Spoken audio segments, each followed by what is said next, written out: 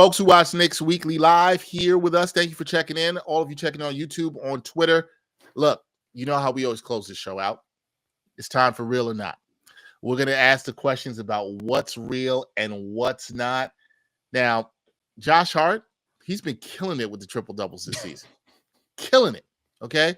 He is moving up, the all-time leaderboard in triple-doubles in Knicks history. 4 triple-doubles this season. He's had one in back-to-back games. He's going to go for the trifecta on Friday night. It's going to be a tall order against the Thunder, but if anybody can do it, it could be Josh Hart.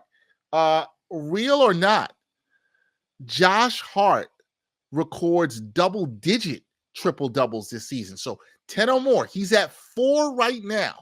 Can he get you to 10 or more? All he's got to do is hit 10. 10 or more triple-doubles this season. Bryan, what do you say? I'm actually going to say real because there was a point last year, and it was, I think, around January, probably when the Knicks got really shorthanded and they thus had to rely on Josh Hart even more. But a bunch of us at Action Network were just hammering his rebounds and assist prop.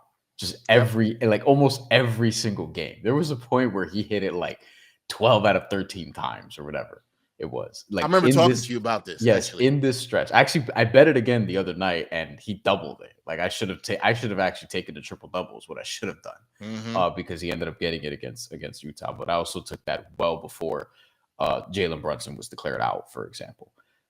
Like, I think there's got to be some real here. Like, I think he's at the very least going to get very close. Like, I think he gets at least 8 the way he's been going. We actually have to have there's a real conversation to be had. Maybe this is a next week thing because we're already at like damn near an hour. Yeah. But Josh Hart, we talked about OG Anunoby potentially being the 3rd All-Star. And I'm like, if this was a different era of basketball. Yeah. I want you to hold this topic because I think there might be more heat on it next week. I'm just saying I'm gonna hold it. I'm good because we should talk about this for real next week. Yeah, we should. In another era of basketball, he'd get into he'd get at least not into the All-Star game, but serious consideration. Like, for real serious consideration. And all the advanced metrics would tell you Josh Hart is their like 3rd most impactful player on the team.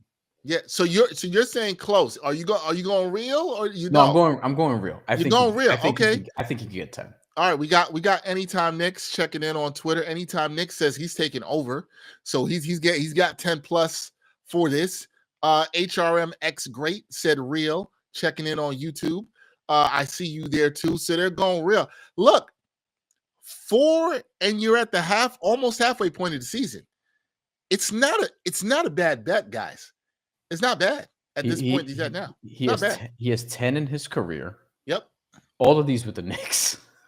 All with the Knicks. Yeah. All with the Knicks. So he had 6 last season.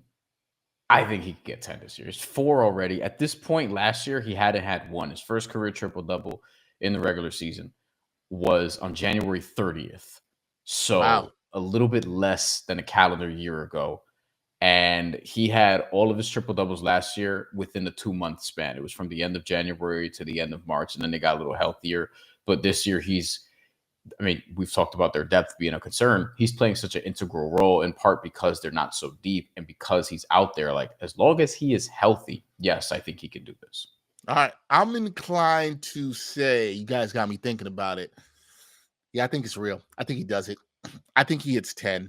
I think he at least hits the 10. I'm gonna go real on this.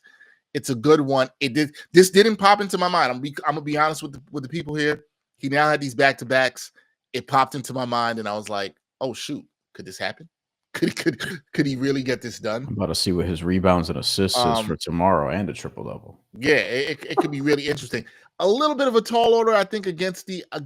I like the over in his rebounds. What it is. His line was 7.5, I believe, before the last game against the Jazz. Ridiculous. However, to be fair, the Jazz have a lot of length, and he was able to get the rebounds. And obviously, with no Jalen Brunson, I will say this: I'm not telling you guys what to bet, but if Jalen Brunson's out, I might throw a couple dollars down on that triple double because they do like to use him as a playmaker, and he's been really helpful with that.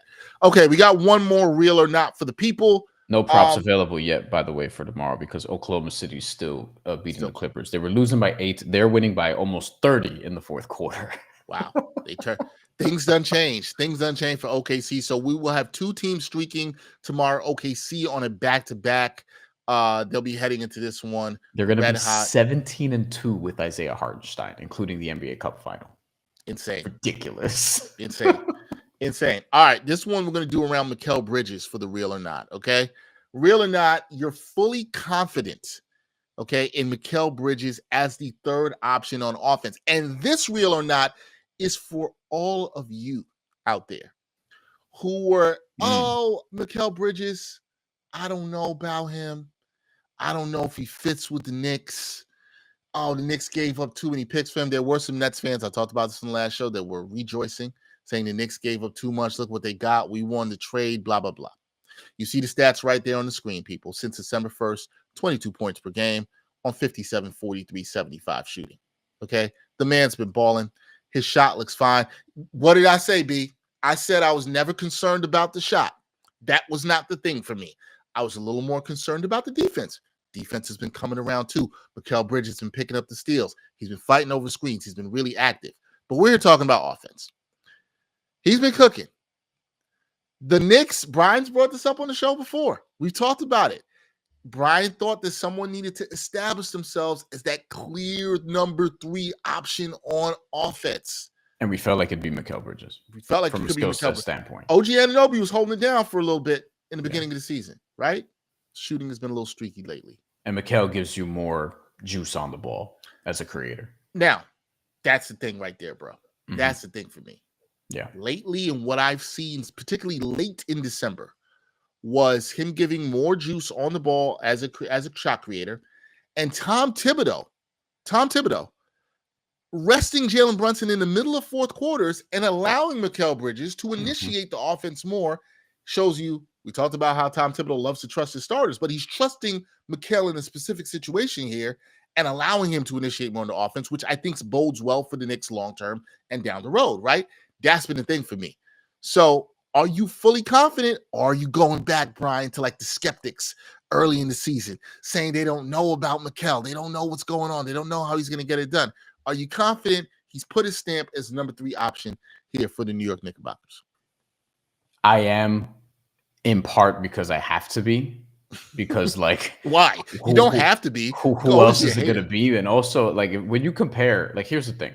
In terms of, the answer for me is real. The short end of it. Okay. Now I'll tell you why.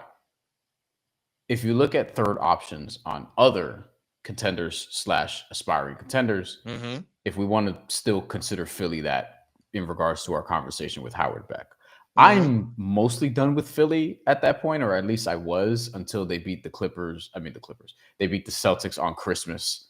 A lot of C words, not those kinds of C words. And they beat the Celtics on Christmas. And I was like, oh, there's something here. Now, granted, Caleb Martin just absolutely hates that team and that city and just went nuclear again. So maybe that's what it takes. But like, as a third option, Mikal Bridges versus Paul George in 2025. All due respect to Paul George, but like, that's Mikal Bridges for me. You look at Milwaukee, respect to Chris Middleton. Don't even know who's their third option right now. Maybe it's him. Maybe it's Bobby Portis. I'm taking Mikal Bridges there in 2025.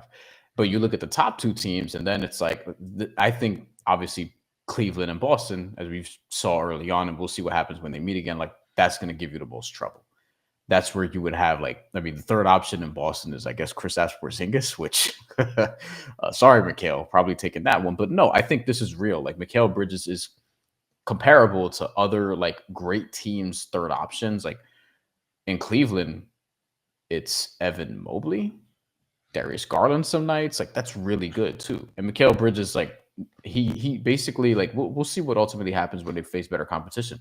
But he used this time in December with the light schedule to actually like expand what he can do a little bit. And this is more reminiscent of what we saw after the Nets trade, like when he went to the Nets and was actually like he was doing things like, oh, wait, he can do this. He didn't show this in Phoenix. He hasn't showed this since Villanova, the way he's creating, the way he's not just like spot shooting or whatever the case may be, like having offense run through him. And if the Knicks can do that in spurts, then yes, he is more than a viable third option. Yeah, he is. And if you look at his numbers right now, he is, sorry, I was looking up the percentile that he is in terms of usage. in the 53rd percentile in terms of usage rate, right, for a third option, which is fine. Usage rate is 17.2%. This stats according to Cleaning the Glass. So he's been good. The assist usage has been up as well too for him, which is another thing in terms of we talking about with the playmaking with him. So yeah, I'm buying it, and his confidence is just back. That's the biggest thing, like I think often we talked about this with this Knicks team throughout the year. It takes time to adjust. It takes time to make adjustments, and it also takes time for players to feel comfortable. And I think you're starting to see some of that manifest